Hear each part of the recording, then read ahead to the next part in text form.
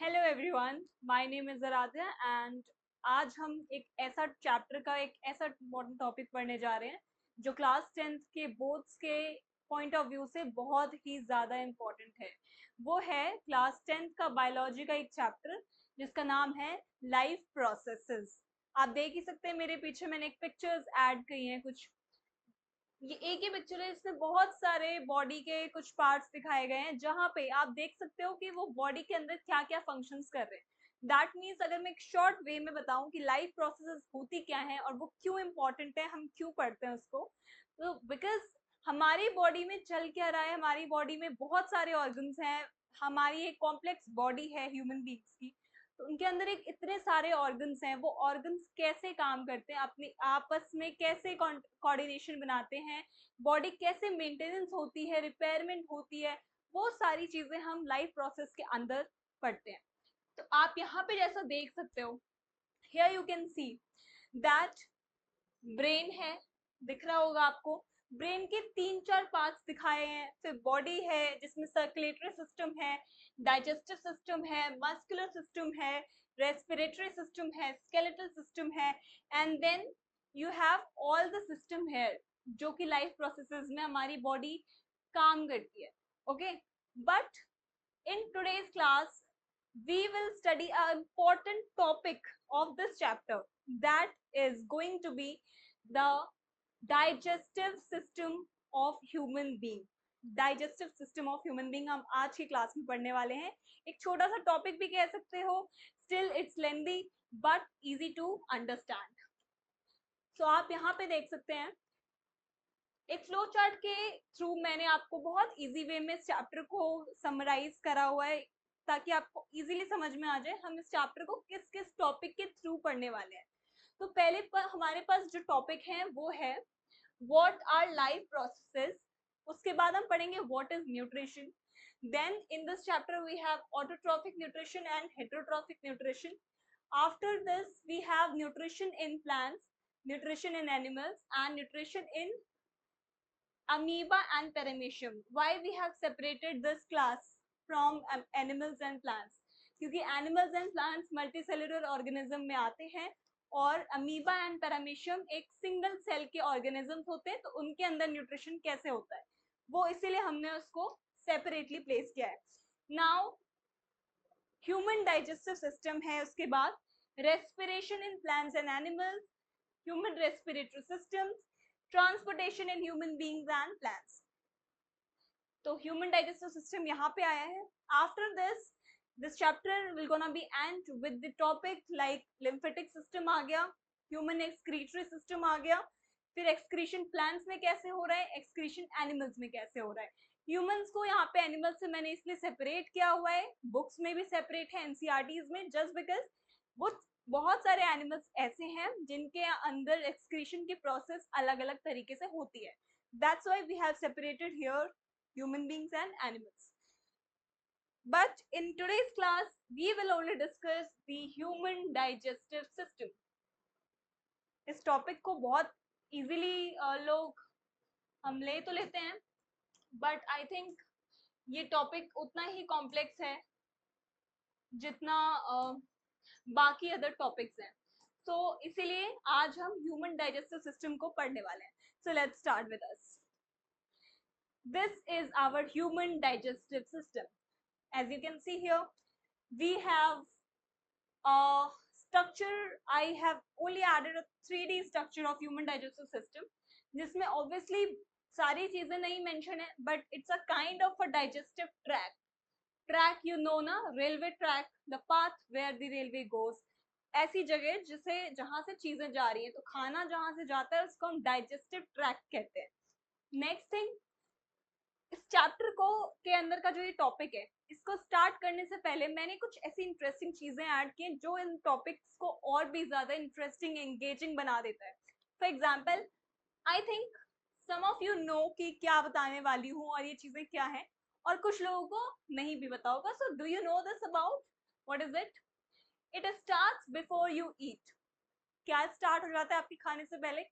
आपका digestive system, आपका digestive tract start हो जाता है आपके खाने से पहले। How it's being possible? हमने जब खाना खाया उसके बाद खाने का डाइजेशन हुआ ना, बट खाना जब खाया ही नहीं तो डाइजेशन हो कैसे रहा है, किस चीज का डाइजेशन हो रहा है? So just thinking about the food can trigger the production of saliva, and production of saliva starts your digestion before food even enters your mouth. That means आप कभी भी किसी खाने के बारे में सोच रहे हो, whether it's spicy या फिर स्वीट फूड है या फिर कोई भी आपका फेवरेट फूड है, उसके बारे में जब भी आप सोचते हो तो आपके माइंड में सोच रहे हो बट मुंह में सलाइवा का सिक्रीशन हो रहा है, वॉटरीनेस आ रही है हमारे माउथ के अंदर। इसका मतलब माइंड ने स्टार्ट कर दिया और डाइजेशन की प्रोसेस स्टार्ट हो गई है, क्योंकि हमारे मुंह में सलाइवा का सिक्रीशन हो चुका है। Next is it's longer than you think. या आपको शायद पता नहीं होगा बट डाइजेस्टिव सिस्टम इतना ज्यादा बड़ा है ना कि हमारी बॉडी भी इतनी बड़ी नहीं होगी जितनी बड़ी हमारी डाइजेस्टिव ट्रैक्ट है। That means it is 30 feet long, that means it is 9 meters from mouth to anus. एक बस होती है, स्कूल बस, आप उसको एक इमेजिनरी पॉइंट या इमेजिनरी ऑब्जेक्ट लेके चल सकते हो कि उतना बड़ा लगभग लगभग कहीं कहीं डाइजेस्टिव ट्रैक्ट होगा, कि ह्यूमन बॉडी तो max to max 6 feet to 6.5 feet तक जाती है इंडियन रीजन में, but 30 feet long digestive track है हमारी बॉडी के अंदर। Next is super strong stomach acid. हमारे स्टमक का जो एसिड है वो बहुत ही ज्यादा स्ट्रॉन्ग है, that can even dissolve a metal, which is known as the hydrochloric acid, the HCl. And this is so strong that it can even dissolve the metal. So question sometimes arises कि अगर वो metal को dissolve कर सकता है तो हमारे stomach की क्या कैपेसिटी है, वो तो उसको भी डिस्ट्रॉय कर देता, राइट? HCl की बूंद भी पड़ जाए हाथ पे, सिंपल HCl जो कि डाइल्यूटेड होता है, उसकी एक बूंद पड़ जाए, वहां से भी हमारी बॉडी का जो स्किन होता है वो बर्न आउट हो जाता है। तो स्टमक के अंदर इतना स्ट्रॉन्ग एसिड, वो तो स्टमक की लाइनिंग, दैट मीन्स ये जो लाइनिंग है स्टमक की, इसको अफेक्ट क्यों नहीं कर रहा? बिकॉज वहां पे एक और चीज प्रेजेंट है, म्यूकस। म्यूकस है स्टमक की लाइनिंग्स को प्रोटेक्ट करने के लिए हमारे पास। तो जब बॉडी अपने आप के पास कुछ ऐसी चीजें रखती है जिनसे उसको डिस्ट्रॉय होने का डर है, बट बॉडी लाइफ प्रोसेसेस हमारी इतनी इंपॉर्टेंट है ना बॉडी की, कि हमारी लाइफ को प्रोसेस, बॉडी को मेंटेन, बॉडी को रिपेयर करने के लिए वो खुद अपने पास से चीजें बना लेते हैं, that is something like mucus. The next is you have a second brain. हमारी बॉडी में सिर्फ एक ब्रेन है। मैंने यहाँ पे क्यों लिखा you have a second brain? Just because हमारा जो गट है it has its own nervous system, that means we usually call that nervous system is the enteric nervous system. Enteric nervous system एक नर्वस सिस्टम है हमारी body में already होता है, that is central nervous system, जो brain control करती है, जहां से ब्रेन को कंट्रोल होता है, ब्रेन कंट्रोल करता है चीजों को, उसको हम सेंट्रल नर्वस सिस्टम कहते हैं। गट के पास 100 मिलियन न्यूरॉन्स होते हैं अपने, जो हमारे रेगुलेशन में हेल्प करता है, डाइजेशन का जो रेगुलेशन होता है वो करता है गट, समझ रहे हो आप? तो ये रियल ब्रेन के साथ कहीं ना कहीं कोऑर्डिनेट करके और समटाइम्स इंडिपेंडेंटली भी रेगुलेशन, डाइजेशन की रेगुलेशन को कंडक्ट करता है। Next is home to trillions of microbes. Home to trillions of microbes means our gut is a home to trillions of microbes. Yes, वो microbes ऐसे नहीं है जो हमारी बॉडी को नुकसान पहुंचाएं, बट वो माइक्रोब्स कुछ ऐसे हैं जो हमारी बॉडी के लिए इफेक्टिव है, राइट? सो गट हेल्प्स डाइजेस्ट फूड। जो माइक्रोब्स गट के अंदर हैं वो कुछ नहीं करते, बट वो जस्ट हमारी डाइजेशन में हेल्प करते हैं, जर्म्स की फाइट करने में हेल्प करते हैं, and even sometime affects our mood, sometime even affects our mood. तो ये चीजें हैं। Next, the longest part, the small intestine. I have named the longest part, but the name suggests small intestine. How it's being possible? That means it is misnamed कि अगर वो longest part है तो उसका नाम small intestine क्यों है? क्योंकि ये एक longest part तो जरूर है, बट इसका जो साइज है, जो शेप है, वो बहुत कंजेस्टेड है और बहुत नैरोअर शेप है देन द लार्ज इंटेस्टाइन। दो इंटेस्टाइन होते हैं, एक लार्ज होता है, एक स्मॉल होता है। तो जो स्मॉल इंटेस्टाइन है वो होती है 20 फीट लॉन्ग। कितनी? 20 फीट लॉन्ग। समझ रहे हो आप? अब नेक्स्ट थिंग जो है वो है डाइजेस्टिव सिस्टम। डाइजेस्टिव सिस्टम क्या होता है? Digestive system is just the break down of food into nutrients to provide energy, growth and repairment to the body. Okay? अब पार्ट्स कौन कौन से इन्वॉल्व हैं डाइजेस्टिव सिस्टम में वो देख लेते हैं। सो हमारे पास है mouth, pharynx, oesophagus, stomach, small intestine, large intestine, rectum and anus. ये मैंने सीरीज में लिखे हैं, जैसे जैसे वो हमारे बॉडी में अरेंज्ड हैं उसी ऑर्डर में मैंने ये पार्ट्स लिखे हुए हैं जो इन्वॉल्व हैं। माउथ के साथ एक बकल कैविटी आती है। बहुत सिंपली तरीके से अगर समझाना चाहूँ माउथ और बकल कैविटी में क्या डिफरेंस है, वो आगे एक डायग्राम मैंने ऐड किया हुआ है, उसमें आपको बता दूंगी। सो इसको लेबल करते हैं, लेट्स लेबल दिस। लेबल करने के साथ ही आपको समझ में आ जाएगा कि डाइजेस्टिव सिस्टम कितना इजी है। अगर आप बायो को डायग्रामेटिक व्यू से पढ़ना चाहते हो तो आपके लिए बायो बहुत इजी हो जाएगी। पहली चीज, the first thing, okay, so this is our mouth.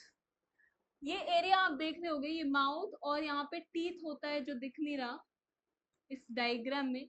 ये माउथ और ये माउथ का जो अपर का एरिया होता है, ये जो माउथ है, जब आप इसे माउथ को ओपन करते हो, this is, if this is the mouth, you open this mouth, तो ये जो कैविटी खुलकर आई है, the cavity consist of teeth, your this part is your buccal cavity.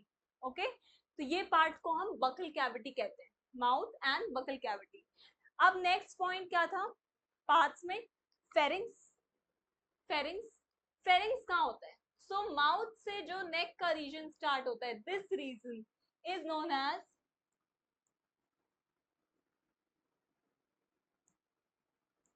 This region is known as pharynx. यहाँ पे एक और साइंटिफिक वर्ड ऐड होता है जिसे हम कहते हैं बकोफेरेंजियल। बकोफेरेंजियल इतना इंपॉर्टेंट वर्ड नहीं है, बट बकल कैविटी और फेरिंग्स को जब साथ में बोलते हैं तो वो वर्ड हम यूजुअली यूज कर लेते हैं। तो माउथ समझ में आ गया आपको, बकल कैविटी समझ में आ गया, समवेयर अराउंड टीथ भी होता है। यहाँ पे आपको येलो कलर की चीज दिख रही होगी, this is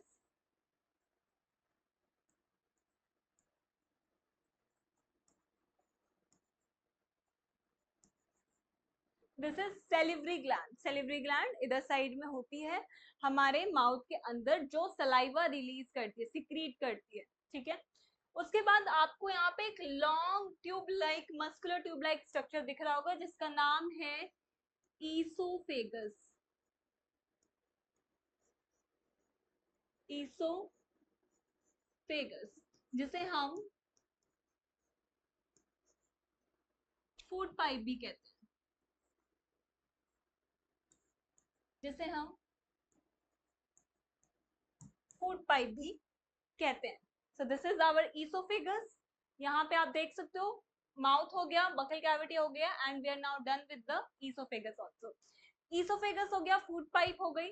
after this we have a red colour structure known as liver. ये तो सबको ही पता होगा, इतना बताने की जरूरत ही नहीं है। यहाँ पे एक और छोटी सी चीज होती है which is known as our gall bladder. Okay, अब आते हैं मेन चीज पे, जो है ये जे शेप का स्ट्रक्चर, कुछ पाउच की तरह होता है, ये सैक भी बोल सकते हो आप। इसको हम कहते हैं stomach. This is our stomach. और इसी के अंदर HCl होता है और इसकी लाइनिंग पे होता है म्यूकस। आई थिंक आपको समझ में आ रहा होगा, HCl होता है यहाँ पे अंदर, और लाइनिंग जो होती है स्टमक है इसमें म्यूकस होता है। After this we have the green colour one, this is our large intestine. This is our large intestine. Okay, ये हमारा लार्ज इंटेस्टाइन है। क्योंकि आपको दिखने में भी लग रहा होगा ये चीज कितनी थिक है, राइट? कितनी थिक है। और ये जो अंदर का इनर फोल्डिंग्स है कुछ, ये जो आप फोल्डिंग्स देख रहे हो ना, ये हमारा है small intestine. This is our small intestine. This is our small intestine. Okay, now ये चीज क्या है? जो लार्ज इंटेस्टाइन का एंड होने वाला है वो चीज को हम कहते हैं, जो स्टार्टिंग का पार्ट होता है that is known as rectum, that is known as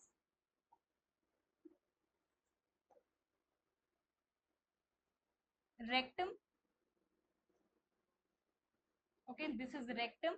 And last thing, this is our anus. ये छोटी सी चीज जहां से हमारा other waste product secrete out होता है उसको हम क्या कहते हैं, anus. Okay, so this is whole our structure of our digestive tract. और इसको हम एक और नेम से कहते हैं, that is alimentary canal.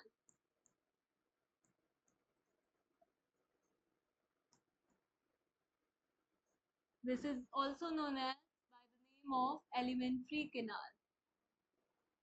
Alimentary canal भी बोल सकते हो, डाइजेस्टिव ट्रैक्ट भी बोल सकते हो, कुछ भी बोल सकते हो. ओके, सो आई थिंक बहुत इजी डायग्राम है, समझने वाले समझ सकते हैं इजीली, और आप लर्न भी कर सकते हो. इसे आपको ड्रॉ करना भी आना चाहिए फ्री हैंड.